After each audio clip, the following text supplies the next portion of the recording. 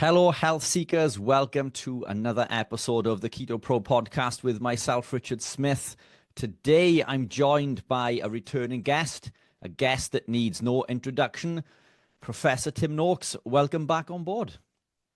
Thanks, Richard. Great privilege to be with you again. Privilege is all mine. Privilege is all mine. Looking very well there. Looking incredibly well. Must be Thank you. At 75 and a half. 75 and a half. Years young. Yeah, exactly.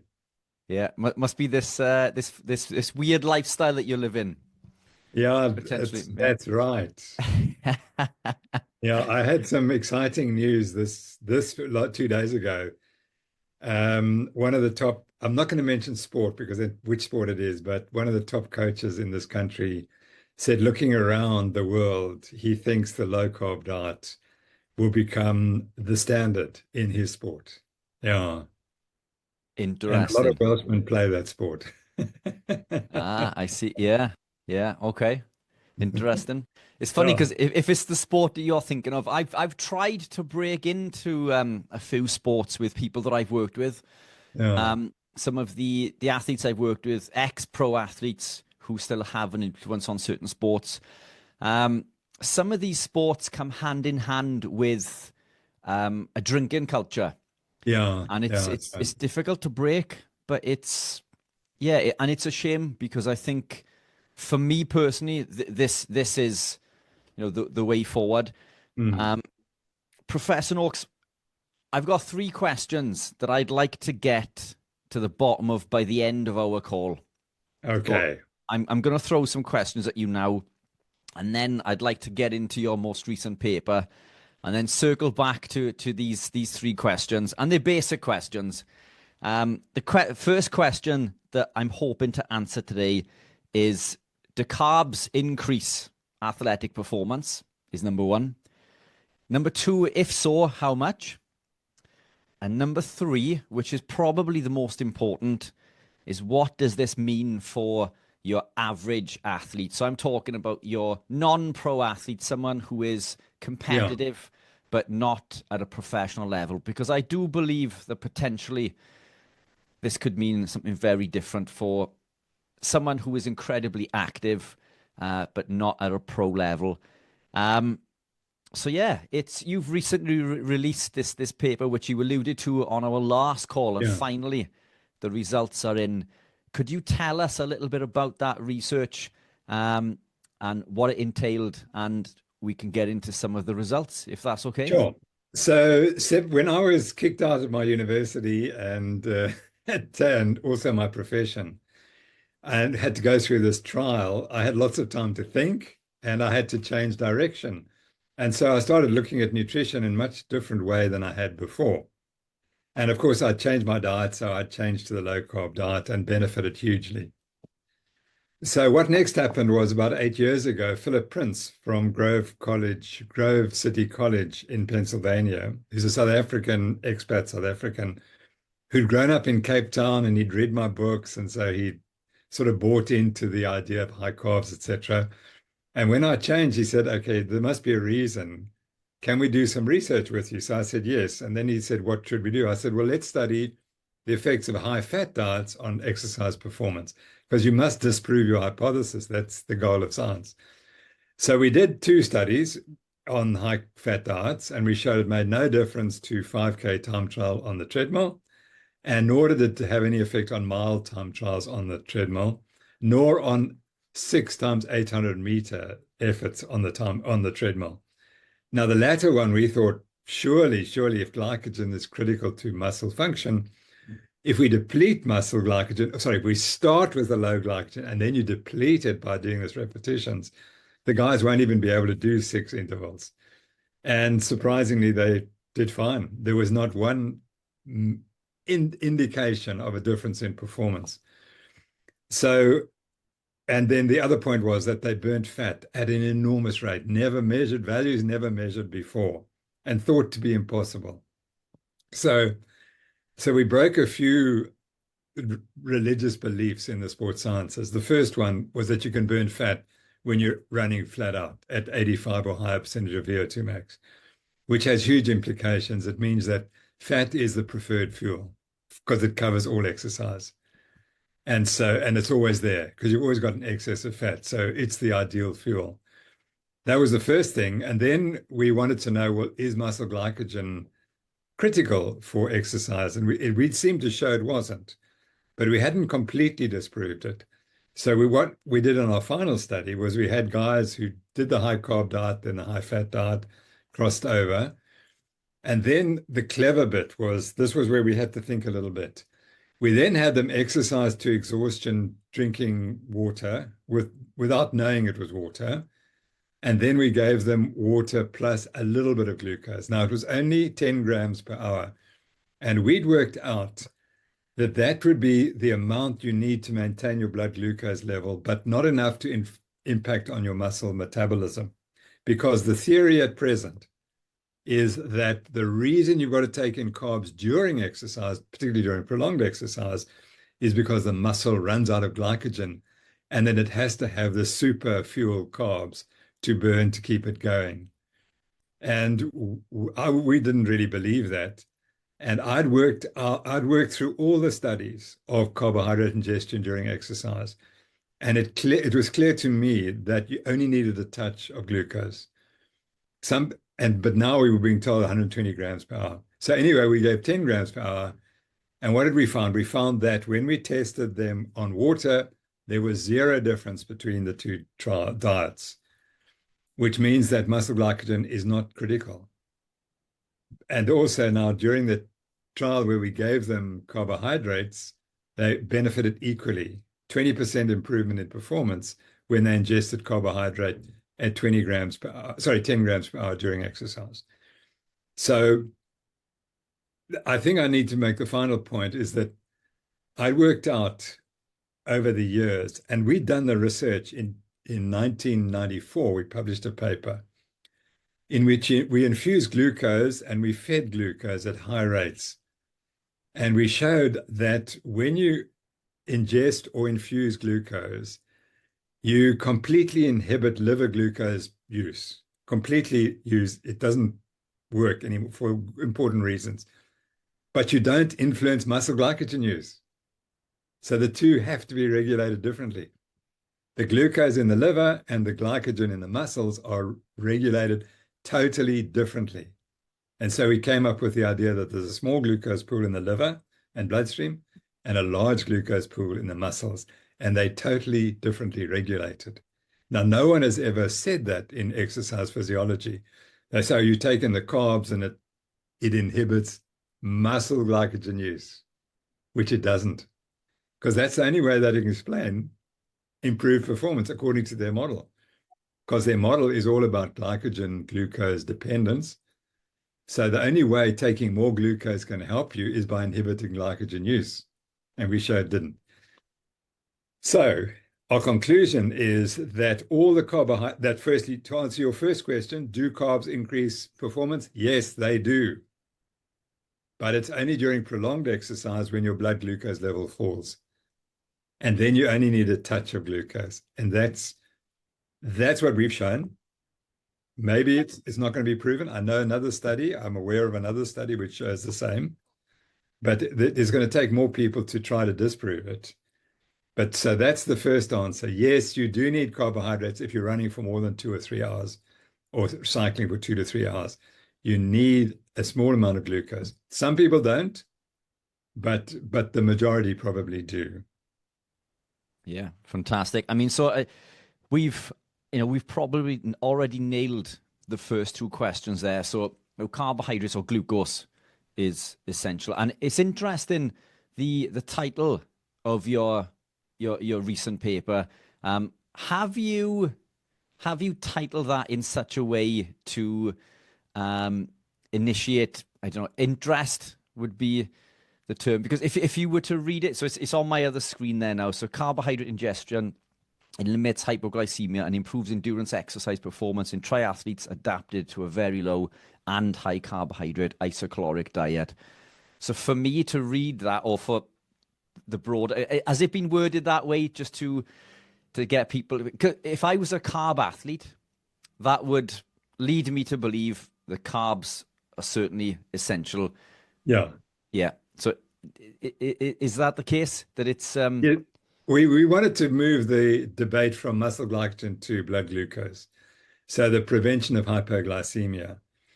You see, at the same time that we've been doing this 4 years, I reviewed all the literature. It's over 600 studies. wow. And I was the first person that I know of who took a German paper, sorry, a paper published in German in 1939, and I had it translated. I don't know if we talked about this We last time. did. It was Okay. fantastic. But please, Yeah. please, yeah, it's brilliant. It's a So, brilliant story. Yeah. so, and there it said, these guys they did the cycling themselves, they exercised themselves. And then they'd cycle for 2 hours and then they'd start to feel terrible and they'd want to stop and their blood glucose would be dropping. In fact, it would have dropped quite substantially already. They took the glucose, reversed the hypoglycemia, and they continued.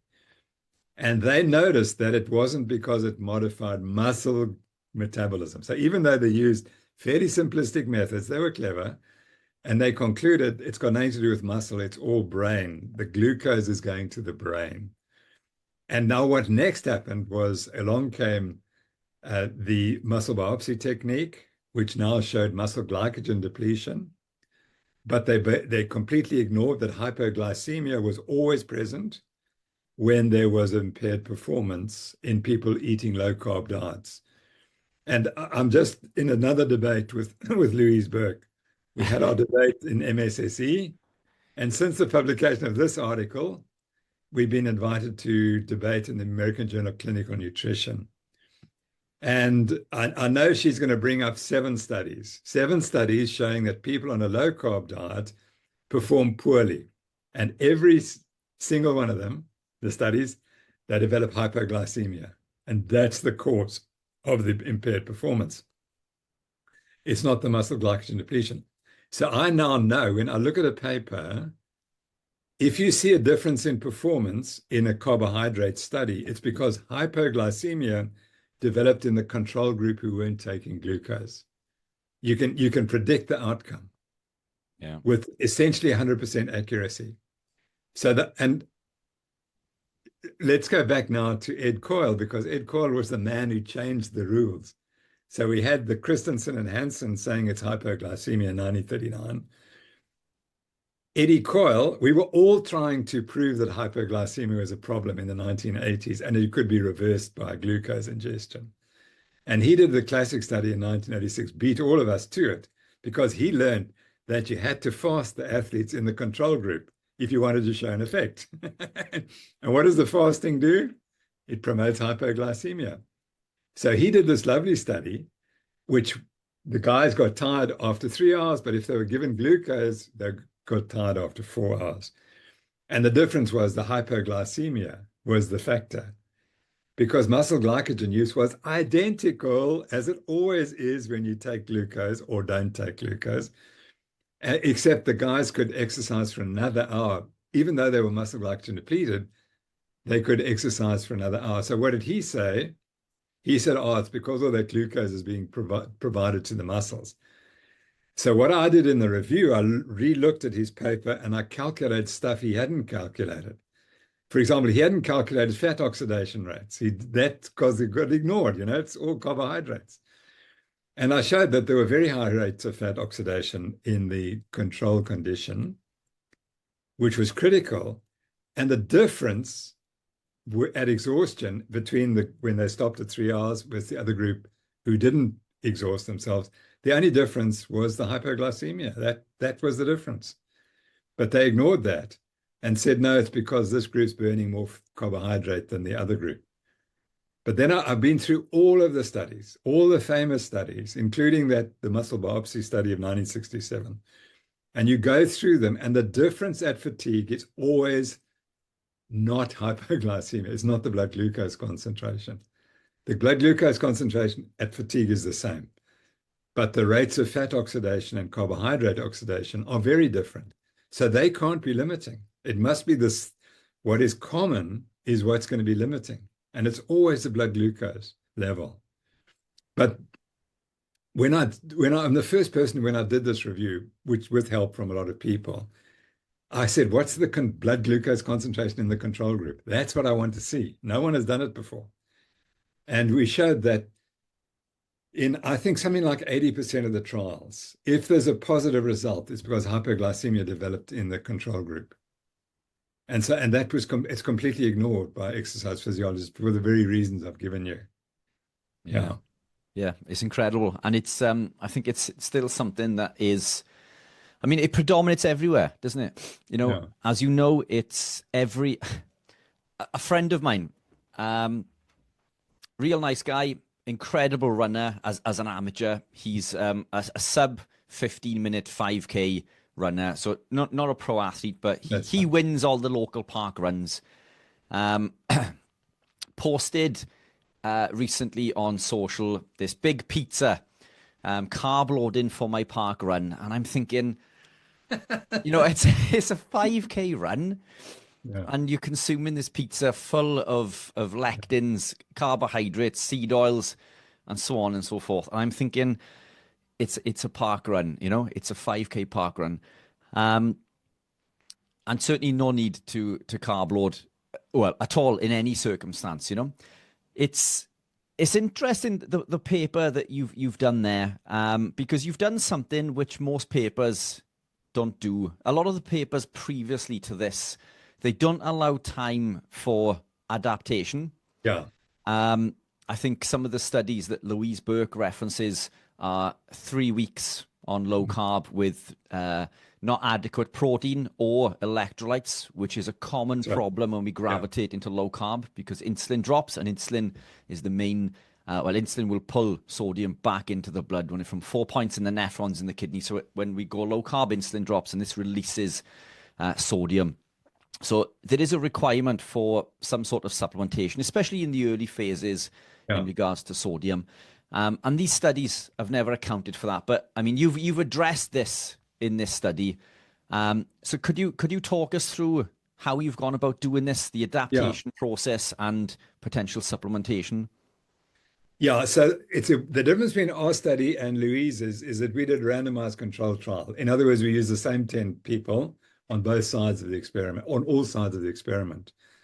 And so that was the same people. Now, what Louise did was she had a group of elite athletes and she invited them to choose which diet they would follow. And that means it's a hypothesis generating study. It's not proof causation.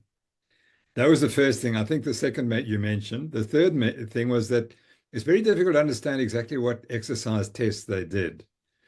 And it turned out in the first two studies was 10 Ks, but that's not a racing distance that race walkers do.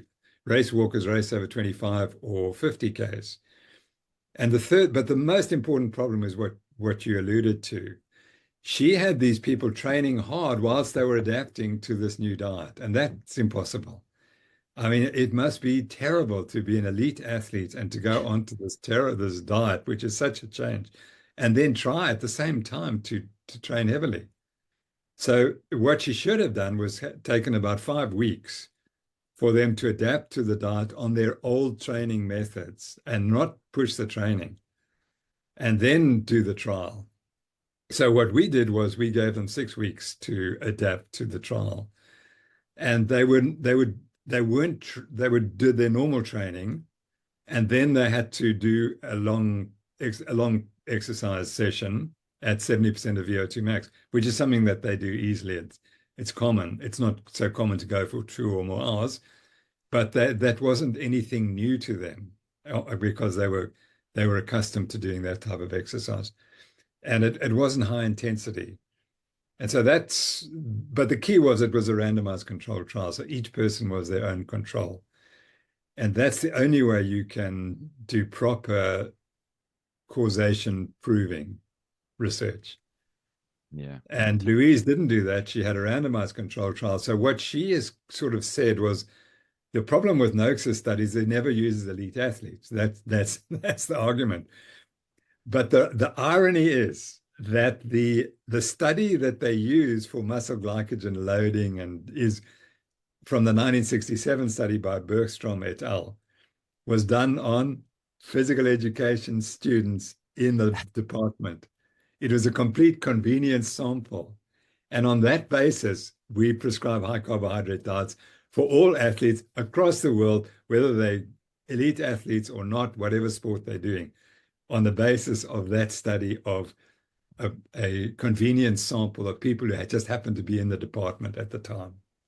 Yeah. So the idea that our research is not valid because we're not studying elite athletes is nonsensical. Then we'd have to throw out all physiological research because very little of it is done in elite athletes. Yeah, very true. And it's, I find it difficult because there's always someone bigger and better around the corner. So I work with a number of athletes. Lots of them are amateur athletes. We spoke about Ethan just before we came on the call. An incredible runner. I think he's a world record holder now, isn't he, for his age? Yes, that's right.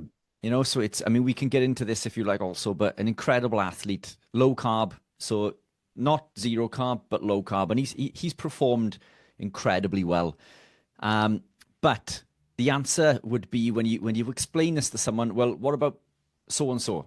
So-and-so runs faster, or he's not a pro. Another athlete that I work with, Mikey Davis, and I think I spoke to you in email about this a number of times. Mikey is the European champion at the 70.3 Ironman as an amateur. Yeah. So he's the Welsh record holder. He's the fastest Welshman ever to complete the 70.3. Or in fact, he's the fastest Welshman, to complete Kona, the full distance world championships.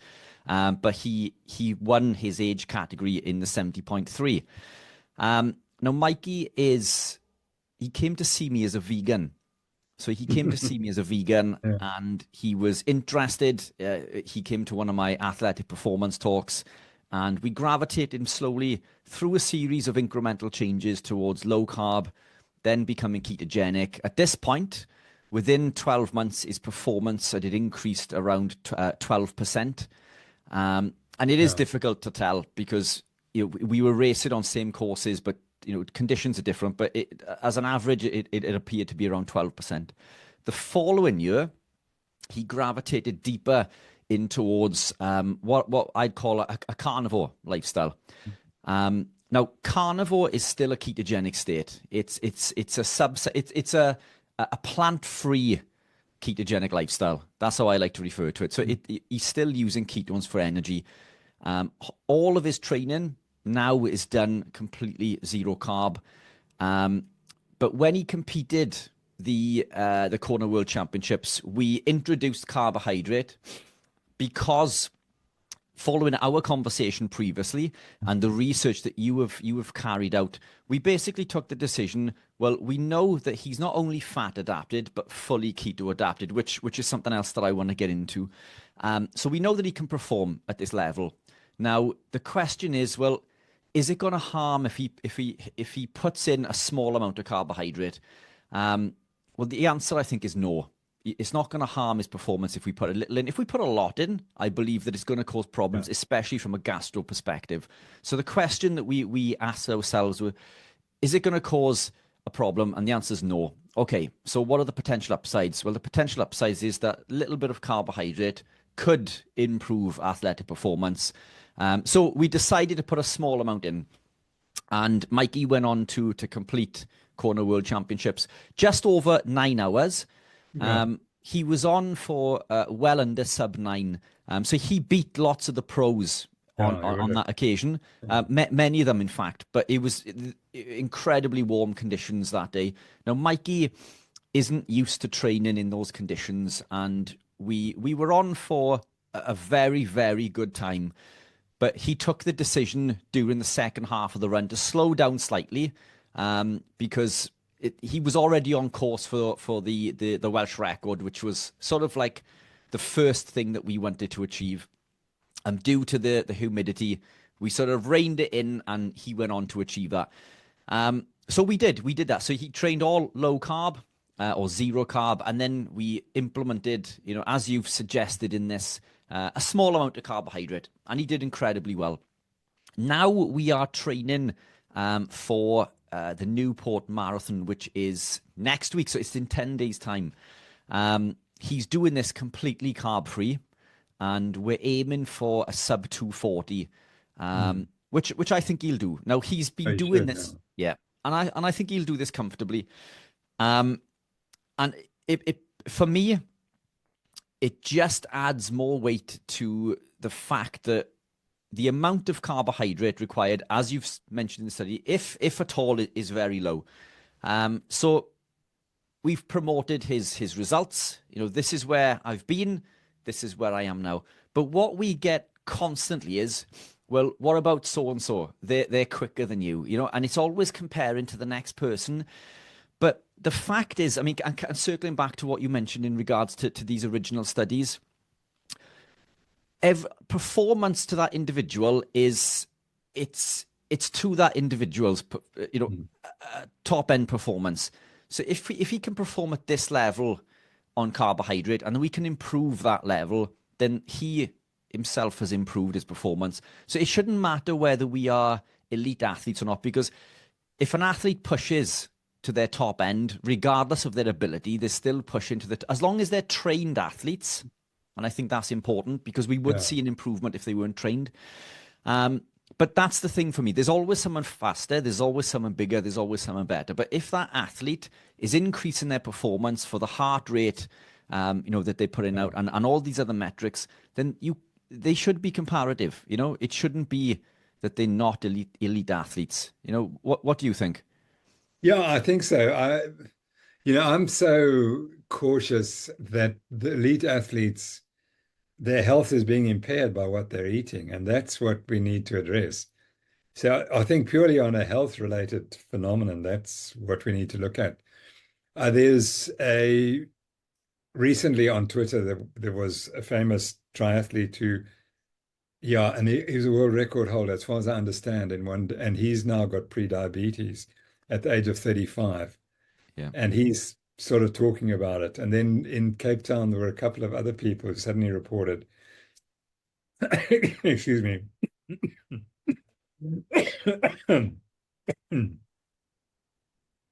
They reported that their blood glucose control was poor and that they've also been diagnosed with pre-diabetes. So that's what I tend to focus on. And, I'm just talking about, remember I said that there's one group of athletes that we're working with. Their rates of soft tissue injuries in a contact sport have come down since they went carnivore. Now, why should that be? And so those are things that I think are important, and recovery is important. And carbohydrate is just so unessential. It's not essential. You need protein and you need fat. 100%. Those are what you really need. The carbohydrate just goes through your burns. You burn it up and it goes through your body. And you could just be burning fat instead. So I think that what I do think is, in the sport we were mentioning, I think in 5 years' time, all the world-class teams will be following a carnivore diet. And there's going to be such a switch that sooner or later it's going to happen in running and triathlons. But people are still too scared because of exactly the reason. Oh, but so-and-so does it. Let's go look back a bit. Mark Allen, who held the fastest marathon time for many years, he was not low carbs, but he was much moderate carbs compared to the rest. Paula Newby-Fraser was definitely the first low carb athlete, and she won 28 Ironman events, including 8 Konas. So there have been athletes in the past who've done extraordinarily well on low carb diets, but they've written out and forgotten. Yeah. And I've helped elite cricketers. Amazing. I mean, because they were pre-diabetic, and as soon as you get a pre-diabetic and you put them on this diet, their performance goes through the roof. In a complex sport like cricket, where they've got to concentrate and so on, and when they have a meal, their glucose shoots up, and that messes up their brain. And so, golfers, I'm sure golfers will be another group that ultimately.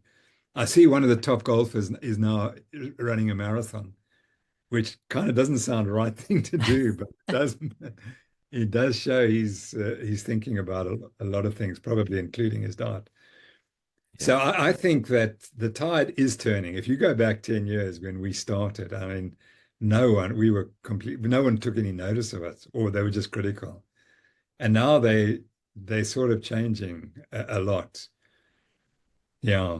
Yeah, 100%. And it's, I think you've made a few interesting points there. One of which is circling back to, the third question, which is what does Yeah. this mean for your average athlete?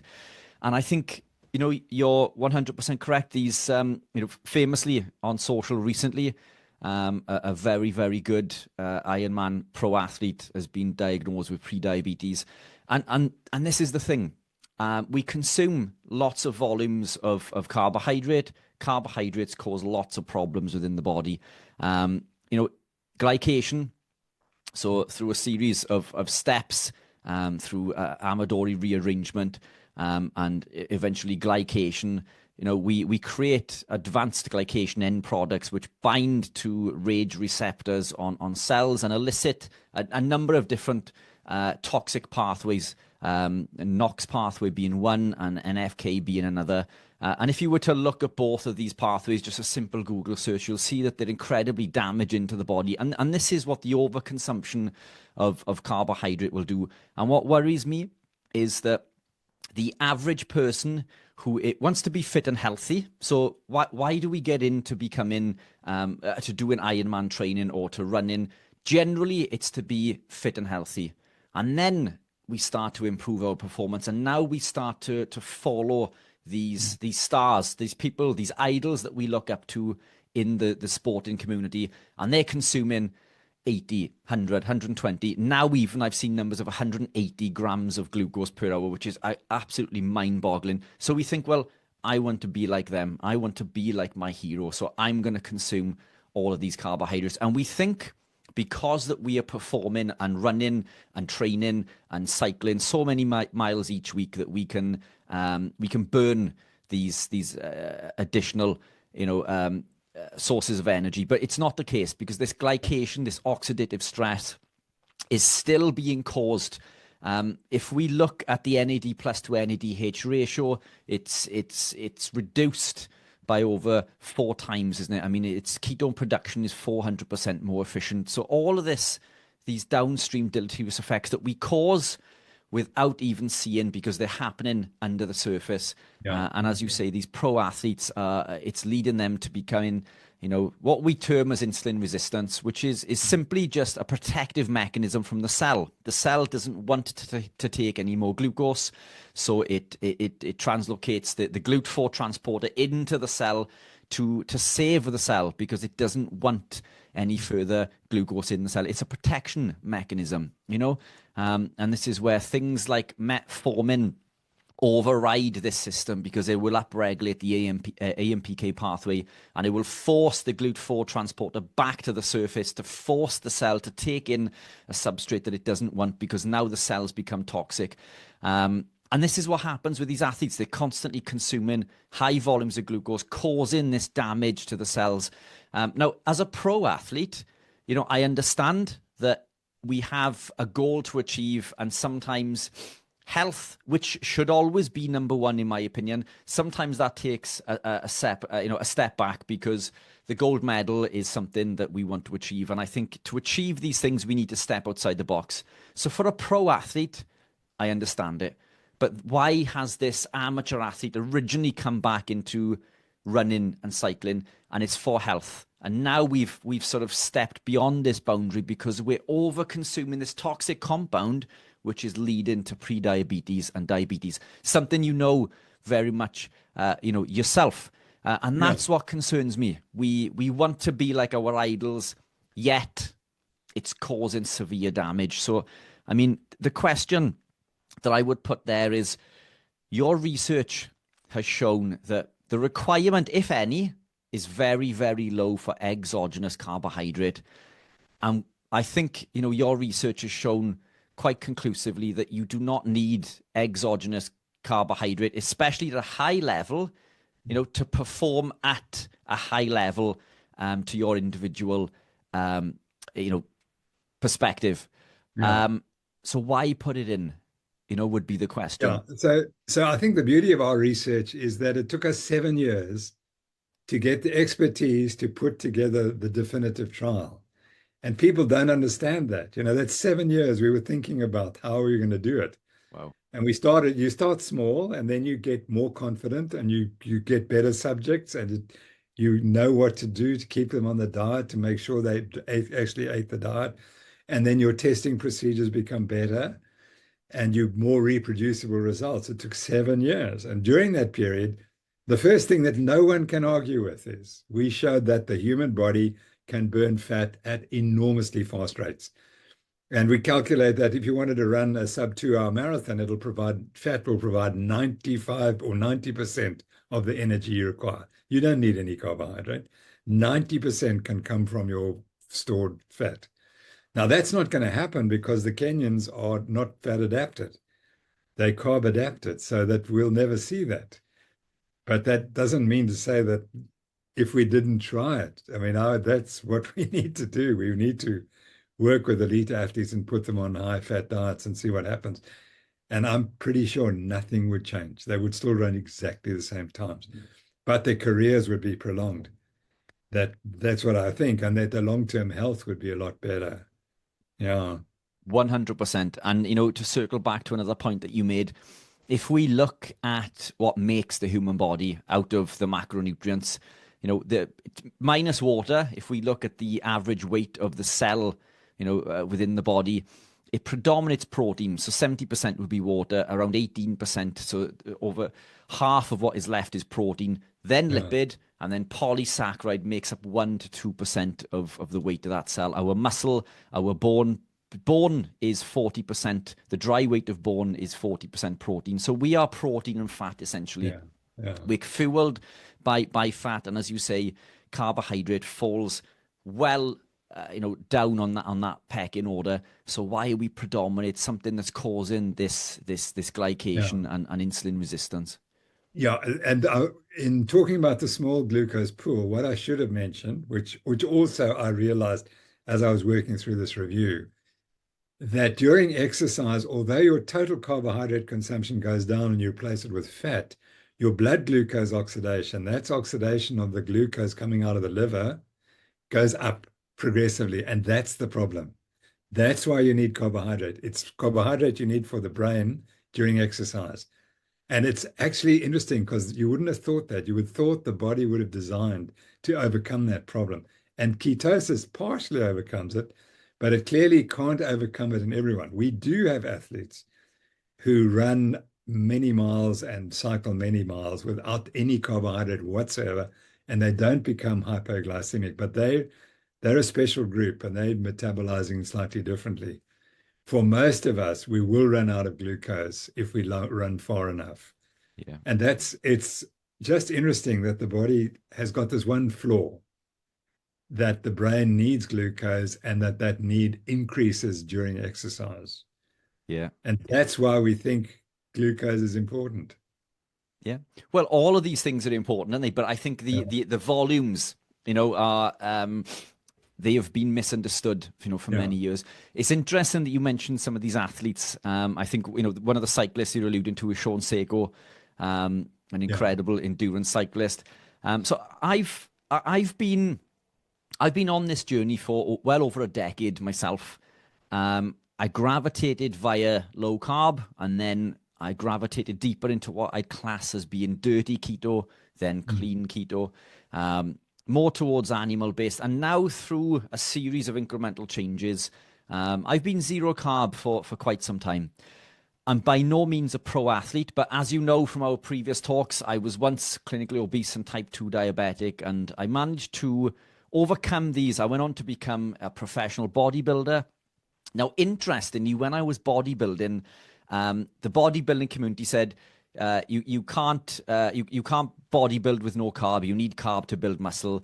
Keto is for endurance athletes. And now that I've gravitated away from bodybuilding and now I do more endurance type stuff within that community, it can work in bodybuilding, but for endurance sports, you need carbohydrates. So it's crazy how both sports have opposing views. But what I found is that it allowed me to achieve incredible things in bodybuilding. And I'm fairly new to running and cycling. but it's allowed me to to achieve some pretty big things for me. Mm. And what I find is that any form of carbohydrate ingestion for me inhibits my performance. So I do 5K runs, 10K half marathons. The longest cycle that I've done is the 112-mile Ironman loop in Wales, which is known as one of the hardest Ironman courses. At the time, I was fairly new to cycling.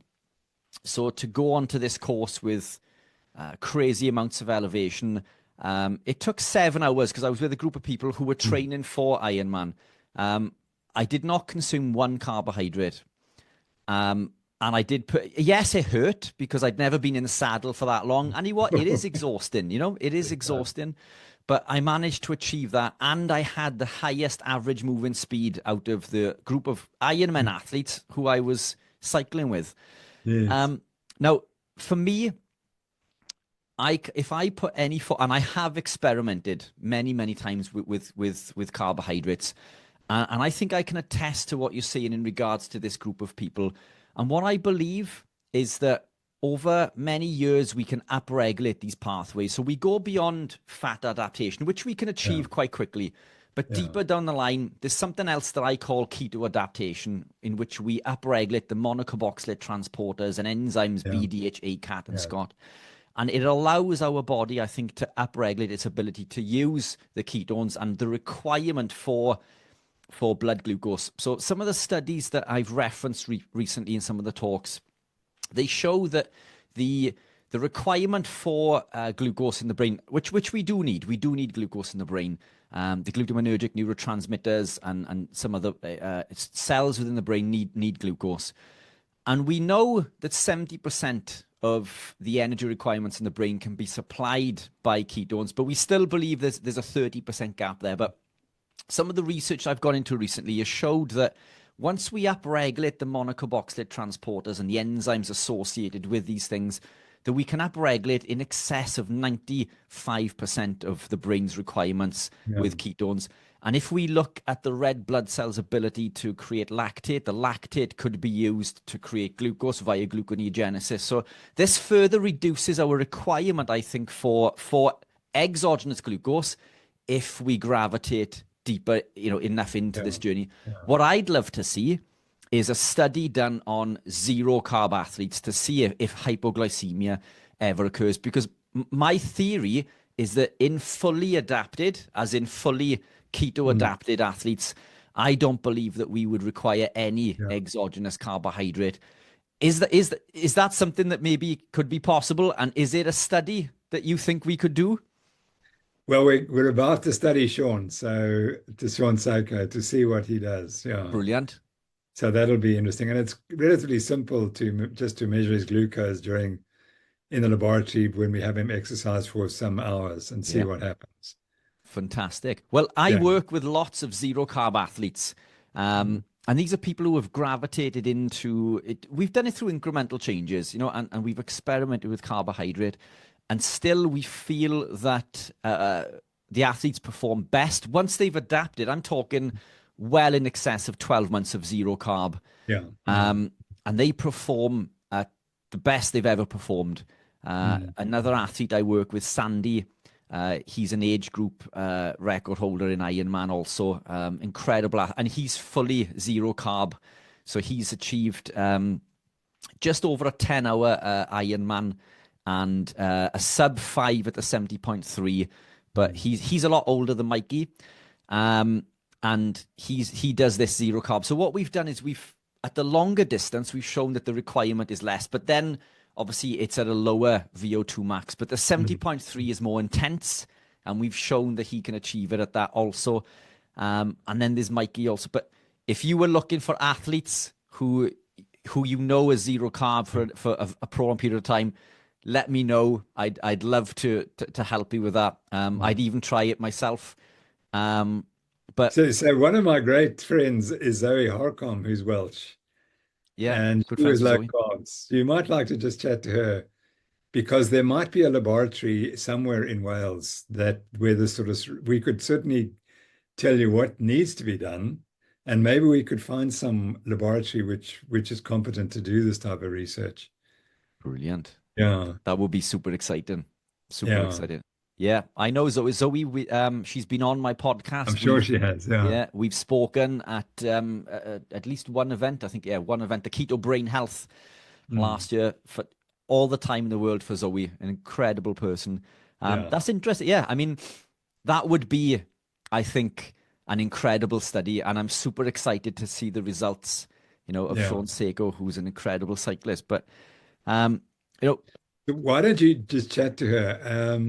Because she would know because you've got to find someone in academia who's low carbs and is in exercise physiology. And if you can find that person, that might be possible to do. Yeah. Or else exciting, you'll have to go to England because I know one or two people in England who can do it. brilliant. Yeah. I'm up for traveling. That's fine for me.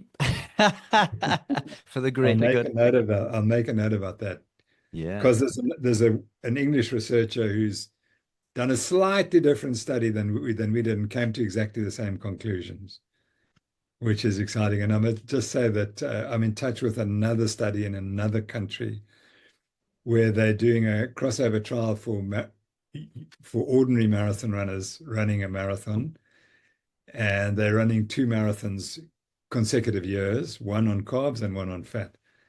And the first group went through, the first high fat group went through, and 8 of the 10 ran their the fastest marathons ever on wow. the high fat diet. Now, Yeah, these are not elite athletes, but that's what we're targeting. As you said, we're targeting the average athlete, and we're not concerned about the elite athlete. They can do what they like. But again, 100%. I'm fairly sure that elite athletes, if they had the courage to change, they would find they didn't need all that carbs I agree. and might ultimately have longer careers. Yeah, I agree. I think we see these pro athletes who turn 30 and they think their career is over. But you and I see people 50s, 60s, and beyond achieving things that they could not achieve in their 30s and 40s Yeah, by living a low carb, ketogenic based lifestyle. And you're right, I think it causes way less damage to the body. The protein and fat allows us to heal and repair. Recovery time comes down. The DOMs, they don't seem to suffer with yeah, as much fatigue in the muscle after extensive training. So the recovery improves, the performance improves. And I think it's something that, coming back to what we just mentioned in regards to your average person, if you're looking to be super fit and healthy and perform at a high level, I think minimal to no carb is required. You don't need to consume excessively high amounts of glucose, especially at 120 to 180 grams per hour. And I would argue that long term, I think it's dangerous. yeah. Well, let's remember that in our one study, we found that 3 of the 10 athletes that we studied were pre-diabetic on the high carb diet, and they Wow. reversed it completely on the high fat diet in 4 weeks on the high fat diet. Their glucose was normalized, completely normalized.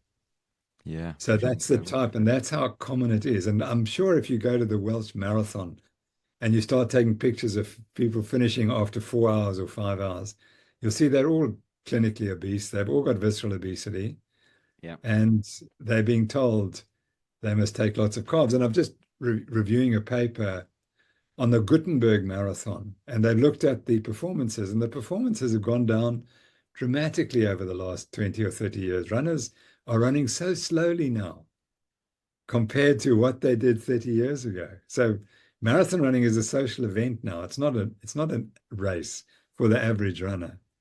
Yeah. And it's meant to be helping their health, but it's not. It's worsening it It's because they're eating the carbs that they don't need because they're running at social speeds anyway. Yeah, 100%. And it's interesting that you say that. I've noticed when I go to local events, even park runs, Yeah. you see runners there who are good runners. Some of them can run faster than I can, but they all have this central adiposity. They don't look what you would perceive to be typically fit and healthy. A lot of them seem to carry a little weight around the midsection. Yeah. And again, I agree. I think it's to do with this overconsumption of carbohydrate in pursuit of optimal athletic performance, which is just the opposite to why you came into running in the first place. It's scary, but it's interesting that you say times have come down over the years, because it's prevalent, isn't it? It's the Yeah. whole carb loading theory. It's everywhere you go. Do you think it's an addiction? Do you Yes, think? absolutely it is. Yeah, no, absolutely. In our foundation where we do a lot of teaching on this diet, we've realized that you have to first get the people to control their addiction, and then you can get the weight loss. And only those people who can control their addictions will ever lose weight on this diet for long term. They might be able to do it for a short term, but then they come back again. And I think that many elite athletes are completely addicted to their sugars and ultra processed foods. And that's why they're reluctant to change, because the running gives them an excuse to sustain that addiction. Yeah, I agree. And it's a shame. I Yeah. think I remember you. I think we were chatting previously about a post that you commented on, a pro cyclist consuming junk food after a ride. That's right. And yeah, I can't He remember was in what. the Tour de France. I mean, and it showed what he was eating. Yeah. I have one of our doctors here works with the Tour de France teams, and he's not low carbs. His diet's terrible, but he said the diet of that Tour de France cyclist is appalling. He used those words. Yeah. And I think we see these pro athletes doing this. And again, we idolize them. We want to be like them. So we do these things, but it's at a detriment. But what we don't understand is that these pro athletes, they can, and I've seen this in pro sports, you see athletes who will go out drinking the night before an event, turn up, Yeah, and they will yeah, deliver the goods. Now, we know absolutely. that drinking isn't good for you, but they've been able to achieve and Yeah. perform at a high level because they're younger and their bodies are able to do this. And I think Mm. it comes from, I think it comes from our genetics, our DNA, in regards to the body, the human race, being able to procreate and grow as a species. So our bodies will fight these toxins for so long in order for us Mm. to procreate and grow the human race. And once we turn 30, we've done our deed. The body says, okay, I've had enough fighting, and then it decides to pack in, and then it's this downward spiral. But because we've seen these people who are still performing at a high level up until this point, we believe it to be healthy. Whereas I agree, I think, as you say, if they were to remove excessive amounts of carbohydrate and consume a ketogenic, low carb, or carnivore based lifestyle, not only would they be fitter and healthier, but their career would be prolonged by quite some margin. And I also believe that their performance would improve too. But again, I guess we'll have to wait a few more years before we can prove that. But Professor Noakes, I just want to, can you give me one more minute? I know you've got by to all go. means, yeah, Okay. fire away. So I'm rewriting Law of Running, and it's really exciting because I'm 20 years further in my knowledge, and I now have managed to put things together much better. And what's really interesting is that, like humans, our performance falls exponentially with distance or time. And of course, the fall is less in the best athletes and much greater in the good and the less good athletes. And my conclusion is that that's genetically inbuilt into the brain. It's a brain phenomenon that's the pacing strategy you have when you go at a particular distance. And it just happens that if you're an elite athlete, you've got a different pacing strategy, and the curve is different. And your training has put you there, but at the base is a genetic difference from the rest of the fields. So that's why they get away with it, because they've been programmed genetically to be able to sustain a higher intensity of exercise for longer. I call that fatigue resistance. Now the word is resilience. Now we've got resilience. I'm sure resilience is critically genetically determined, but it can change a lot with training, of course. But the elite athletes change it more. So they get away with it because they genetically got this gift. And then they can fool around, but the rest of us can't. But if they didn't fool around, they would do, or sorry, if they changed their diet, it would make no difference. That curve would still be the same. Yeah. Yeah. if not improved. Who knows? Exactly. Exactly. Who knows? I guess one day. I mean, look, the debate continues, isn't it? But I mean, at the very least, I think, what your recent study has shown is that we certainly don't require 80, 100, 120, 180 grams of glucose per hour. If you are a carbohydrate athlete, that I think you've proven the requirement is incredibly low, and you've shown 10 grams per hour. I mean, my advice to a carbohydrate athlete would be to experiment with lowering the amount of carb, that you consume during your performance, to see if if it impacts. Obviously, I think there's a psychological element. I do think it's an addiction. I think many use this as an excuse to eat their pizza, and which is definitely not the best way to carb load, by the way. But that's a talk for another day. Incredibly detrimental from pizza. But I think it's just that it's an addiction. It's an excuse, and people want to latch on to something. So it's if they can use the running as an excuse to eat lots and lots of carbohydrates, then that's what they will do. But I try constantly to work with clients from different fields, different areas. I don't just work with athletic performance, from diabetes all the way up to cancer and autoimmune disease. But it's the biggest contributing factor to all of these, all of my clients in regards to ill health. Carbohydrates is certainly, excessive carbohydrate consumption is certainly one of the biggest contributing factors. And if it's a contributing factor to their ill health, then it's obviously going to be a contributing factor to a pro athlete's health also. So it's I just urge people to experiment with reducing, because I think they'll be quite surprised, especially given enough time, as you say, to adapt. I've just suddenly realized there was one other study which we didn't do, but it was on one of the world record holders. I know there are different world record holders in the Ironman, and I think heat time was like 7:30 or 7:40s. And he did an experiment, a laboratory experiment, where he did swimming. Then on the next day, he did a full Ironman cycle.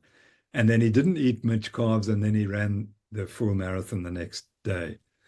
And they reported the data, which was then you could work out fat oxidation, which of course no one does. And we just showed that fat oxidation just keep going up and up and up, despite the fact that he was taking 80 grams of carbs every hour. He couldn't suppress the fat oxidation. Wow. And at the end of exercise, more energy was coming from fat, and his times got better in the last 10 Ks. He increased his pace. So to me, that we've called that the reverse crossover point, because now there came a point after 5 or 6 hours where he's burning more fat than carbohydrate, which is the reverse to what the normal crossover point is said. And so there you have it, that this guy is training, he's eating a high carb diet, he's trying to suppress all his fat oxidation, but his body said, no. We're still going to burn as much fat as we need. And that's a very important point for that. This guy's world record holder, and he burned fat. When he's tested, he tries to burn carbs, but he still burns fat. Incredible. The body knows best. Yeah, exactly. The body knows best. Professor Noakes, I could sit here and talk to you all day. I'm very conscious of your time. Thanks again for coming on. It's always an absolute pleasure. Where can people find you? I'm kind of hidden. I'm on Twitter at Prof. Tim Noakes, and we've got the Noakes Foundation, which has a website. So if you type in the Noakes Foundation, you can see what we do, which is less about athletics and sport, more like health, the issues of health and the diet that we talked about. So they can certainly contact me through those avenues. Yeah, fantastic. The Noakes Foundation, for which I'm an ambassador for also. And obviously, I pop those links in all of my posts and email blasts, but we will pop those links below. I'd love to get you back on sometime in the future, maybe to discuss something aside from athletic performance and more in regards to general health and well-being and, diabetes, insulin resistance. Because I think that's incredibly important, and that's what started you on your journey. Yeah, absolutely. I mean, you've stated that you were type 2 diabetic, so was I. I still am, but I'm in remission, and I take my metformin religiously, and I keep the carbs below 25 grams maximum. Usually it's zero. Yeah, most of the time it's zero carbs. Yeah. Zero carb. Fantastic. I love it. A true inspiration. Professor Noakes, it's been an absolute pleasure. Thanks again. Take care, and I will see you soon. Thanks, Richard. Lovely to chat to you, and stay well until we meet again. For sure.